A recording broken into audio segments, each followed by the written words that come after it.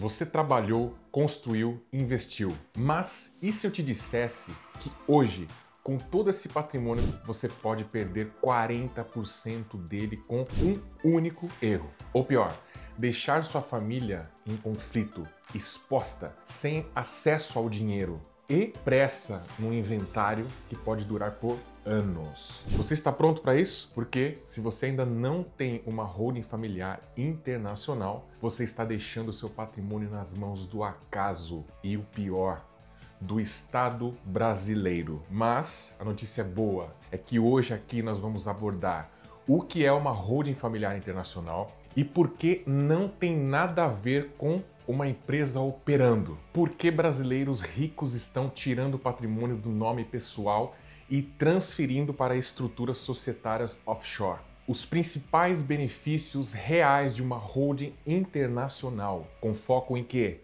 Sucessão, proteção, impostos e principalmente governança. Os erros mais comuns de quem tenta fazer isso sozinho. E por que 80% das estruturas são muito mal feitas? Outro ponto, quais jurisdições são mais utilizadas? Estados Unidos, Caribe, Emirados Árabes, Europa, enfim, as vantagens e os riscos disso. O quanto vale a pena ter uma holding e o quanto não faz sentido. Vamos falar também a comparação entre holding, trust, fundação e conta individual, qual que é melhor, se é melhor. Exemplos também completo em $1 milhão e simulações por herança, tributação e proteção. E o principal, como você pode começar com segurança jurídica e zero risco e proteção fiscal. Meu nome é Paulo Coutinho, eu sou especialista em investimentos, eu tenho 25 anos de experiência no mercado financeiro e este canal é perfeito para você que quer investir no exterior com segurança. Vem comigo! O que é uma holding familiar internacional? Bom, uma holding é uma pessoa jurídica, uma empresa que detém bens, mas diferente de uma empresa comum que não opera. Ela não opera. Ela existe apenas para controlar o patrimônio da sua família. O modelo internacional dessa holding é aberta fora do Brasil, geralmente em jurisdições com legislações societárias eficientes e com estabilidade jurídica. Ou seja, pessoal, você tira o patrimônio do seu nome pessoal e transfere para uma empresa e aonde você mesmo vai controlar essa empresa. Só que com regras, com cláusulas e contratos mais eficientes que o inventário brasileiro. Muito importante, holding não é só para bilionários. Holding não é lavagem de dinheiro. Atenção! Holding não impede que você use o patrimônio, você continua controlando tudo. É só uma forma de blindagem muito inteligente. E por que os brasileiros estão criando holdings fora do Brasil, fora do país? Porque estão cansados da insegurança jurídica, da carga tributária instável e do risco sucessório absurdo que é. Enfim, no Brasil, se você morre com o patrimônio no seu nome, esses bens podem ser bloqueados, os herdeiros não têm acesso ao dinheiro tão fácil, cai num processo que pode durar muitos e muitos anos. O processo de inventário é longo, cansativo e muito custoso. E você pode pagar até 8% de TCMD dependendo do teu estado, com o risco de subir isso para 20% ou até mais, tá, pessoal? Isso já está tramitando no Congresso. E fora do Brasil, com uma holding, os bens não são travados, a sucessão pode ser imediata. Eu acho que a melhor notícia é essa. E com um planejamento muito bem feito, você pode pagar zero impostos sobre a herança em muitos casos, dependendo do país e da legislação. Está gostando do conteúdo até aqui? Deixe o seu like e vamos falar agora sobre os benefícios concretos de uma holding internacional. Planejamento sucessório com regras claras.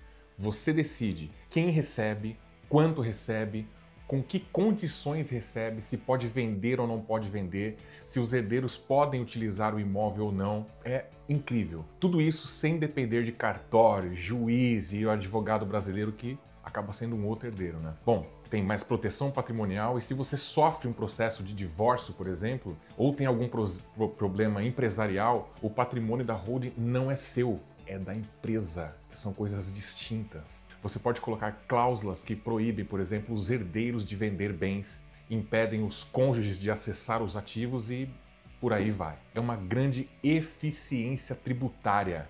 Em muitas jurisdições, pessoal, você pode estruturar para quê? Pagar menos impostos também sobre ganho de capital, sobre herança, que é o chamado estate tax, ou reinvestir esses lucros dentro da própria holding, sem tributação imediata. E também ter uma governança familiar, que você pode definir quem administra esses bens, cria um conselho dentro da sua própria família para estabelecer as regras para entrar novos membros e por aí vai. E isso evita o quê? Brigas, má administração e protege um legado familiar. Ah, Paulo, mas eu acho este assunto incrível e quero isso para minha vida e para a vida da minha família. O que eu faço? Bom, já coloca aí a sua câmera neste QR Code, preenche o formulário que o mais breve possível eu mesmo entro em contato contigo. Erros mais comuns e perigos, os mais perigosos. Primeiro, achar que uma LLC aqui nos Estados Unidos pode resolver tudo. É uma estrutura errada, pessoal, e pode gerar tributação indesejada. Outra, misturar a holding com trust ou uma conta pessoal, ou seja, vai criar uma bagunça fiscal. Montar uma estrutura sem ter um compliance, isso pode virar alvo da Receita Federal ou do IRS aqui nos Estados Unidos. Achar que só de abrir a empresa já resolve, sem cláusulas de sucessão, contratos de cotistas, acordo de acionistas ou documentos bem rígidos. Bom, se você fizer isso, a sua holding ficará vazia, vai só ter uma casca de holding. Não faz muito sentido. Usar o endereço brasileiro ou administrar uma holding do Brasil, isso descaracteriza a estrutura como um offshore, não faz o menor sentido. As jurisdições mais utilizadas são, nos Estados Unidos, Delaware, Wyoming e Flórida. Muito utilizado por quem tem interesse em imóveis, ETFs aqui nos Estados Unidos. As vantagens: simplicidade, custo baixo, estrutura muito forte.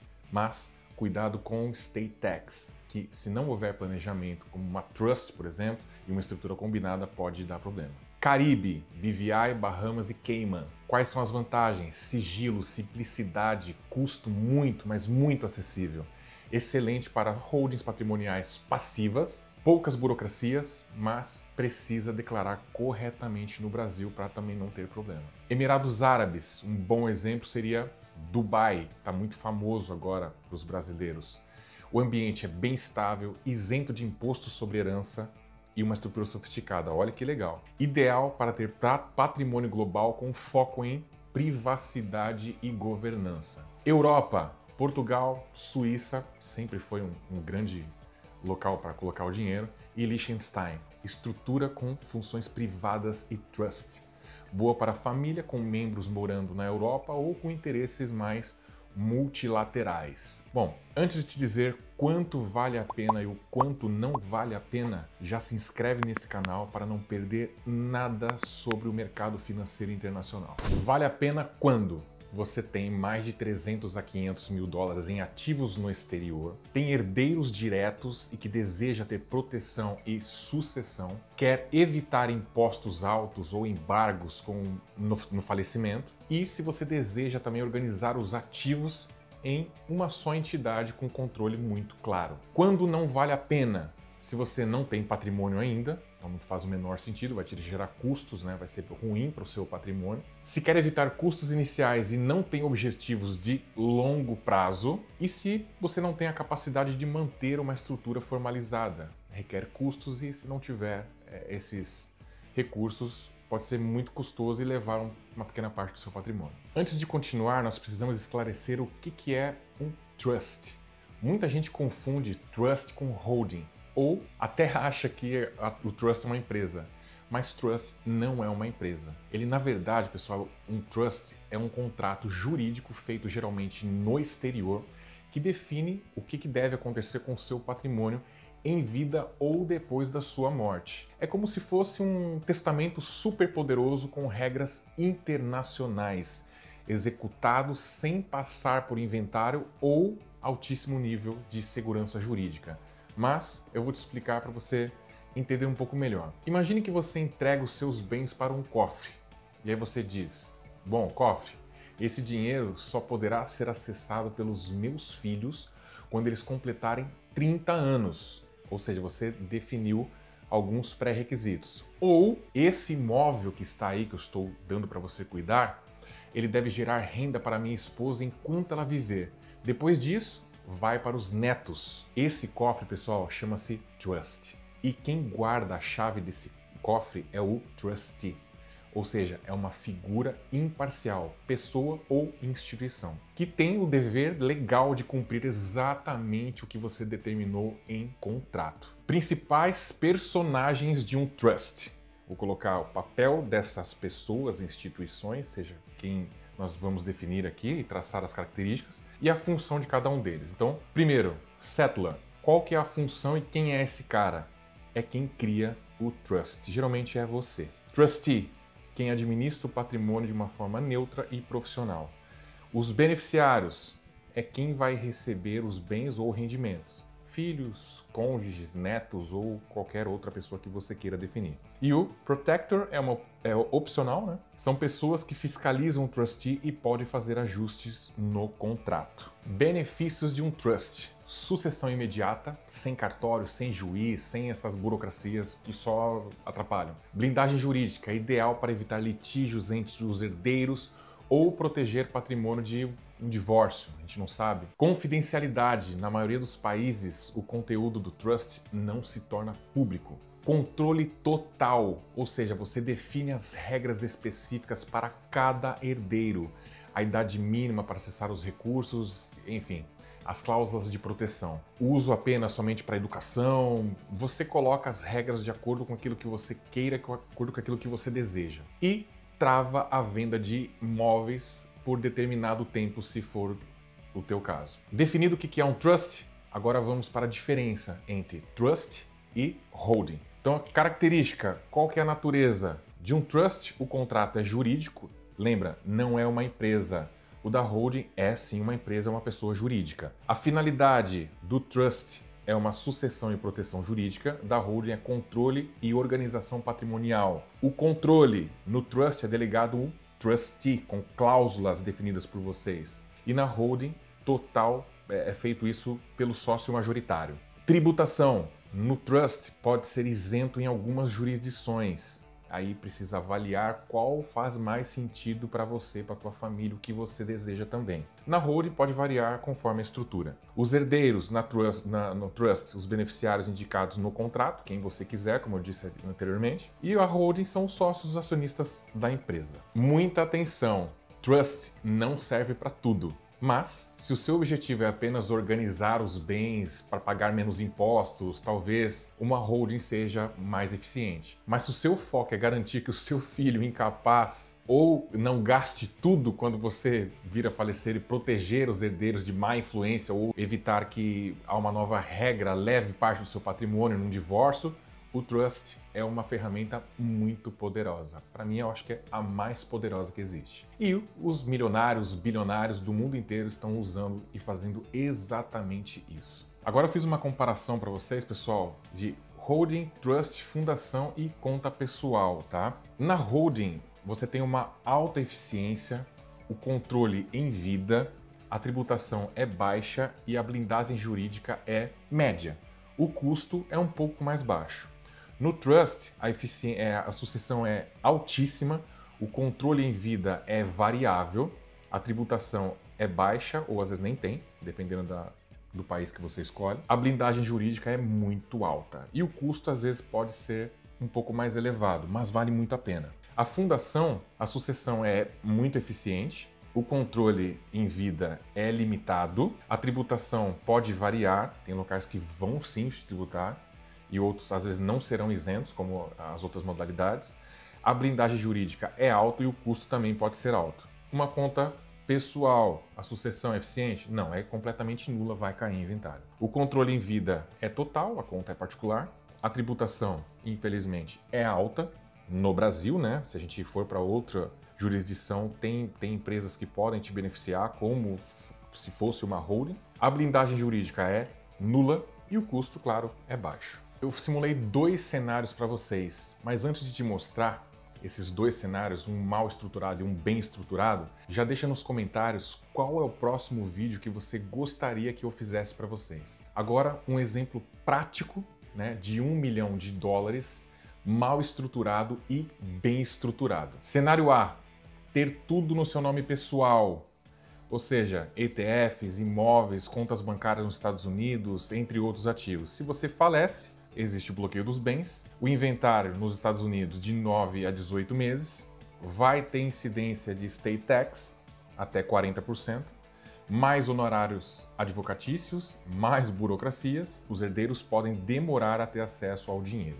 Cenário B, com uma estrutura bem feita com uma holding ou um trust ou holding e trust. Bom, você falecendo, os bens já estão lá dentro da holding, não vai ter problema. Morte do titular, acionamento do trust. Zero impostos, dependendo da estrutura, se a estrutura for feita corretamente. Herdeiros recebem as cotas ou acesso automaticamente dessa estrutura montada. Regras previamente definidas por vocês. Quem vai administrar, quando pode sacar, os limites, entre outras variáveis, dependendo do que você quer e da sua necessidade. Ah, mas isso é legal? E a receita, como é que fica?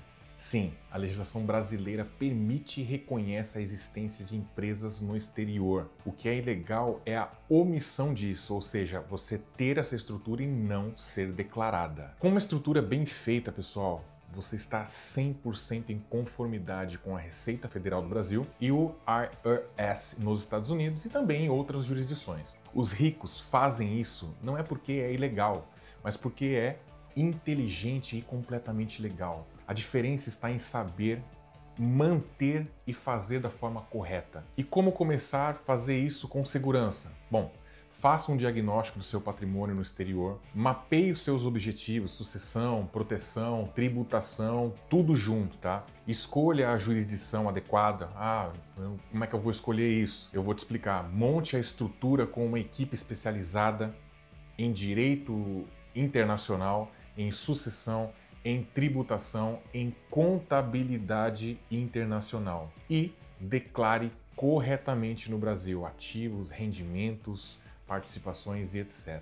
Tenho dúvida? Quero saber como é que faz? De novo, pessoal, aponte a sua câmera para o QR Code que nós podemos te ajudar. Se você quer proteger o que você construiu, manter a sua família segura e evitar dores de cabeça no futuro, a hora de agir é agora. E claro, curta esse vídeo, compartilhe com alguém da sua família e se inscreva no canal. Aqui você realmente aprende a investir como os ricos fazem, de forma verdadeira e principalmente fora do risco Brasil. Pessoal, muito obrigado, fiquem com Deus.